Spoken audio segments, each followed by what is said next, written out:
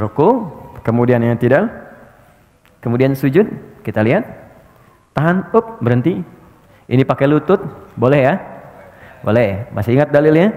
Abu Daud nomor hadis 838 dari Wa'il bin Hujur. Boleh juga pakai kedua telapak tangan turun. Dia begitu mau turun, telapak tangan dulu. Ya. Baru kemudian lututnya baru turun. Dan gak usah berdebat. Yang pakai telapak tangan sahabat Abu Hurairah, yang pakai lutut Wa'il bin Hujur. Wa'il pakai lutut, Abu Hurairah pakai telapak tangan, dua-duanya sahabatan. Ya, dan dua-duanya sahabat dan mulia di hadapan Nabi. Anda sahabat bukan, tabi'in bukan, ulama bukan, satu lutut, satu telapak tangan ribut gitu kan. Anda siapa? Ya, yang lutut benar, telapak tangan benar. Yang salah yang pakai kepala duluan. Ingat itu. Oke? Kalau mau ikut sama anak sebentar bisa. Sujud ini ada dua cara. Bisa turun lutut dulu, baru telapak tangan, atau telapak tangan dulu baru lutut. Dua-duanya bisa. Karena itu khilaf di antara ulama. Ibnu Qayyim rahimahullah memasukkan antara salah satunya boleh. Tergantung keadaan ya. Nah, caranya adalah Nabi SAW kata Ibnu Mas'ud, kami dilarang oleh Nabi SAW untuk sujud seperti anjing sedang duduk. Perhatikan kalau anjing duduk sikunya kesentuh tanah kan. Antum tidak boleh sentuh tanah. Tulang ini siku nggak boleh kena ke tulang rusuk ya. Dan usahakan ada jarak antara perut kita, paha sama siku ini. Kira-kira jarak di mana antum bisa merasa nyaman bernafas. Karena pada saat sujud kita butuh sirkulasi udara supaya bisa lama. Saya coba praktikin, anggap saja ini cuma contoh kalau kiblat ke sana. Sami Allahu liman hamidah, maka pada saat turun bisa dua cara. Cara yang pertama adalah kita turun biasa saja, meletakkan lutut di sini, kemudian mengambil jarak kurang lebih satu siku ini ya. Di sini satu siku ini jaraknya, baru meletakkan tangan di sini. Tangan itu seperti ini ya kondisinya, seperti tadi orang takbir, Allahu Akbar, lalu letakkan kepala. Yang perlu diperhatikan adalah telapak kaki juga harus rapat. Saya menghadap kiblat sekarang, afwan. Pada saat turun ini, kemudian letakkan jarak seperti ini, baru Allahu Akbar. Jangan begini ya, terlalu dekat sehingga tidak bisa bernafas, atau ada juga orang terlalu jauh. Tapi anjuran ulama adalah satu siku dari lutut kita, kurang lebih jaraknya begini, ini kita letakkan telapak tangan di sini dan rapat semuanya seperti ini. Ya. Atau cara yang kedua itu adalah telapak tangan dulu yang turun. Telapak tangan dulu yang turun, maka tata caranya tidak boleh seperti unta duduk. Tidak boleh seperti unta duduk. Saya akan kasih contoh. Walaupun saya bukan unta. Maka cara untuk, kalau tadi kan lutut dulu sederhana cuma turun begini ya. Sekarang kalau mau telapak tangan dulu, maka caranya adalah turunkan badan dulu seperti mau turun lutut tadi. Misalnya sudah dekat, baru kemudian letakkan telapak tangan ke depan. Seperti ini. Ya. Yang dilarang itu seperti unta itu kalau orang turun begini. Nah. Begitu juga nih pada saat berdiri. Orang berdiri dari sujud nggak boleh begini. Ya.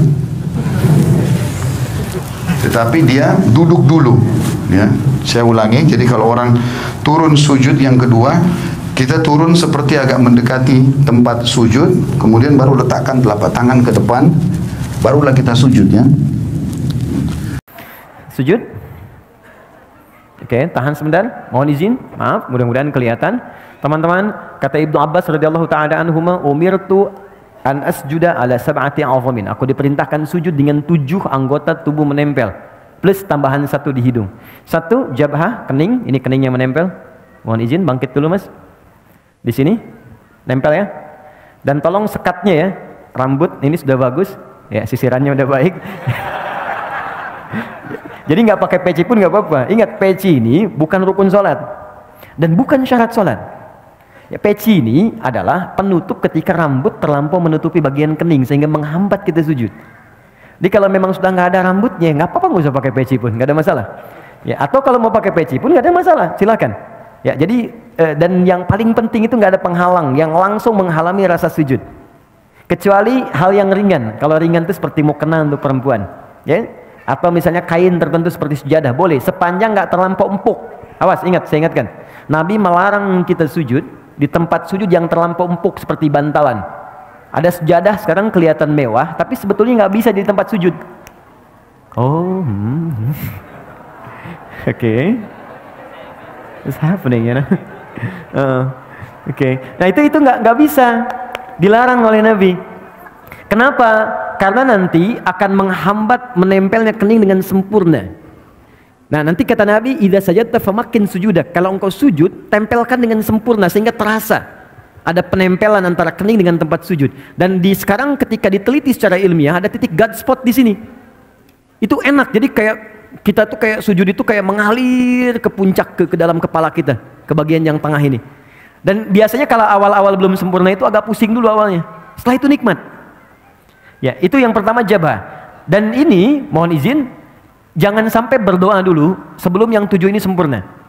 Jadi begitu kening sudah menempel, yang kedua telapak tangan, 2 telapak tangan. Jadi hitung 3, 1, 2. Kemudian selanjutnya 2 lutut, 3 tambah 2, 5, lutut 2. Selanjutnya jemari di 2 telapak kaki, tambah 2, 7. Nah, untuk jemari khusus spesial, mohon izin menghadap ke arah sini sujudnya. Makasih, jazakallah khair. Fokus baik-baik, lihat teman-teman, saya ingatkan lagi, sangat bagus, sangat bagus. Kakinya nutup, bukan terbuka begini. Oke, tutup seperti ini. Kemudian jemarinya dilipat begini. Ya, nanti manfaatnya banyak. Lalu ini dibuka sedikit, tidak nutup ke dalam begini. Nabi pernah mengingatkan dengan keras, jangan kau bersujud, awas hati-hati, ya, dengan ini menutup. Jadi hati-hati kata Nabi, apa engkau mau bunuh diri? Ya, karena ketika anda seperti ini, diafragmanya tertutup, napas menjadi sesak. Ini paling berbahaya, makanya dibuka. Ini saya tekankan karena ada sebagian mengatakan kalau perempuan itu ada yang mengatakan ditutup begini, itu tidak. Sama laki-laki dengan perempuan, sama saja. Kecuali dalam takbir di awal, perempuan tuh boleh rapat begini. Itu di Syafi'iyah. Karena dulu nggak ada hijab seperti sekarang. Ya jadi terbuka pendek, makanya saat bertakbir begini akan kebuka. Karena itu ditutup begini. Ya, seperti ini. Kemudian kata Nabi, usahakan ini ada rongga. Ya, kalau dalam bahasa Arab di hadisnya anak kambing kalau lewat dia bisa lewat. Tapi anak kambing itu ukuran bagi orang Arab kecil. Bagi kita mungkin anak kucing gitu kan, atau kucing. Jadi kalau sekarang anda sudah diminta anak kambing lewat ukuran kita, orang sekarang mungkin nggak akan pernah lewat. Ya. Poinnya ada jeda. Sekarang bangun mas, izin. Perhatikan baik-baik. Tanya apa dulu. Oke, fokus. Dalam sujud, saya mau masuk ke bangkit dari sujud. Dalam sujud, ketika anda kemudian ingin sujud, itu perintahnya langsung dibocorkan oleh Nabi rahasianya. Fokus, kata Nabi, kalau anda minta, ingin cepat dikabulkan, dan banyak permintaan, lakukan dalam sujud. Ya, lakukan dalam sujud. Saya ulang, lakukan dalam sujud. Dan itu bahasa Nabi banyak diungkapkan kepada sahabat, termasuk Ibnu Abbas radhiyallahu ta'ala anhuma. Ya, idza sajadta fa'aksiru doa. Kalau engkau sujud, maka perbanyak doa dalam sujud. Dalam sujud ini ada doa yang standar. Yang standar yang saya ajarkan di pertemuan lalu, ya subhana rabbiyal a'la atau subhana rabbiyal a'la wa bihamdi atau subhanakallahumma bihamdika Allahumma ighfirli. Setelah itu baru pembuka. Setelah itu silakan minta yang seluas-luasnya.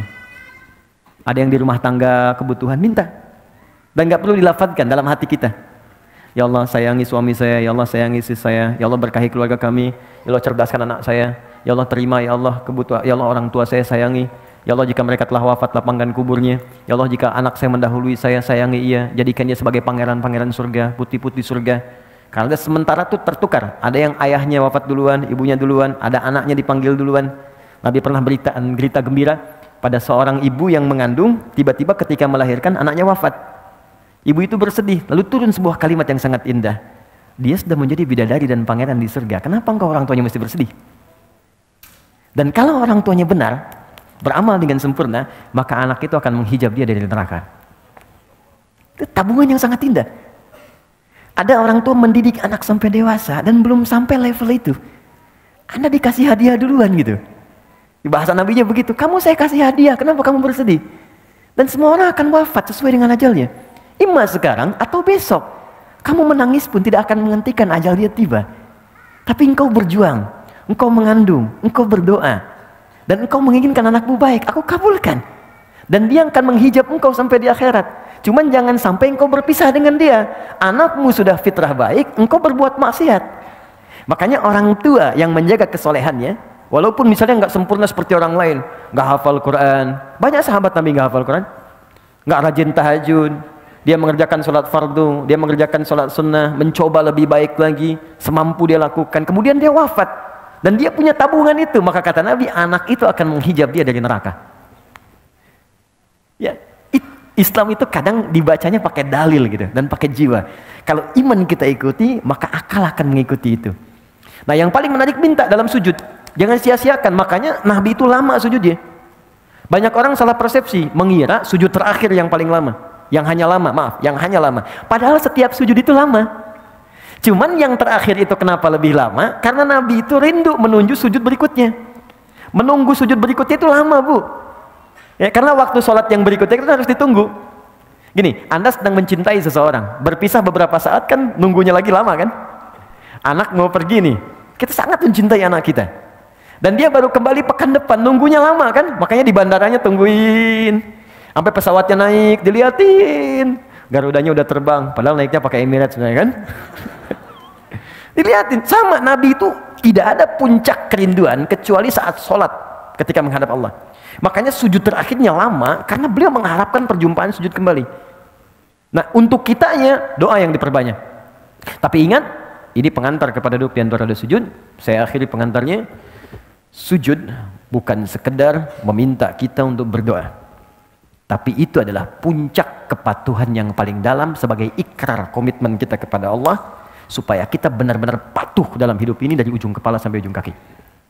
Anda bayangkan, ruku saja, ruku benar, komitmen patuh kita, Allah akan angkat derajat kita. Maka bagaimana dengan orang yang komitmen dari ujung kepala sampai ujung kakinya akan patuh kepada Allah? Ya Allah, saya siap patuh.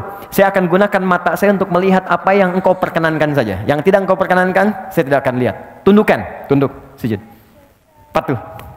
Ya Allah, saya patuh. Lisan saya hanya akan saya gunakan pada yang apa Engkau inginkan. Yang Engkau larang, aku akan jauhi. Maka tunduk, patuh, sujud, jatuhkan oleh kita dari ujung kepala sampai ujung kaki. Maka tahu apa yang terjadi? Begitu Anda kemudian bisa melakukan itu dengan semaksimal yang kita bisa, maka kita akan diangkat lagi oleh Allah dan langsung diberikan oleh Allah 6-7 jenis kalimat yang kalau itu dibacakan sudah selesailah semua persoalan kehidupan kita dunia sampai akhirat. Ya. Dan cara mengangkatnya bukan berdiri lagi. Karena orang saat diangkat berdiri pun bisa lelah. Tapi Allah dudukan. Bukankah duduk lebih santai dibandingkan dengan berdiri?